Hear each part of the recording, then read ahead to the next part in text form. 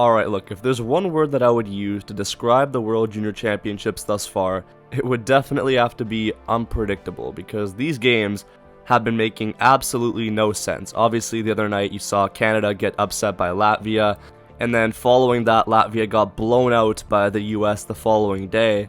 But that is not where this all stops. We had 4 new games today that we're going to talk about, starting off with the Switzerland-Sweden game as we highlight the main man of this video, Tom Willander. Listen, a couple of days ago, Axel Sandin-Pellikka had himself a crazy game, 3-goal performance, and I was seeing a lot of Canucks fans online that were upset that the Canucks passed on him back in 2023 for Tom Willander. But listen guys, I said in the video not to worry. I knew Alvin made the right move. Tom Willander had himself a great game today, 2-goal performance and an assist. He has led Team Sweden in ice time in a couple of their games thus far in the tournament. And overall, he's been really solid on both ends of the ice. He plays on the power play alongside Pellikka. He is a +4 with 5 points already. And although Pellikka might be a better sole offensive weapon, I think Willander has the better two-way game. He's physical, 6'1", 11th overall pick for a good reason. And look, I was doing some thinking. The Canucks have a road trip coming up. And the way I see it, Sweden will be fine. They have good players already. So why not fly Willander over from Ottawa to Calgary to play for the Canucks on New Year's Eve? We're not going to have Hughes. He's probably better than Juleson, Forbert, and Myers, so why not?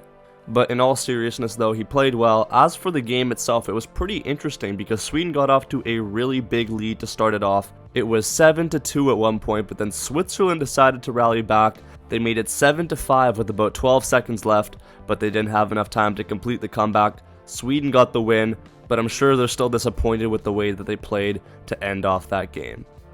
Moving on now to our next matchup between the US and Finland. It was easily the best game of the day, and this is what I mean when I talk about how unpredictable this tournament has been. Finland did not play well at all against Canada. I knew they were a lot better than that, and against the States they looked like an entirely new team, much better structured, more disciplined, and they actually helped out their goaltender Rimpinen, who's actually a very solid goaltender. He had some key stops. Finland got off to an early lead, but the lead was never safe. It kept flipping between the sides. The US took a 2-1 lead after that, and then Finland went up 3-2.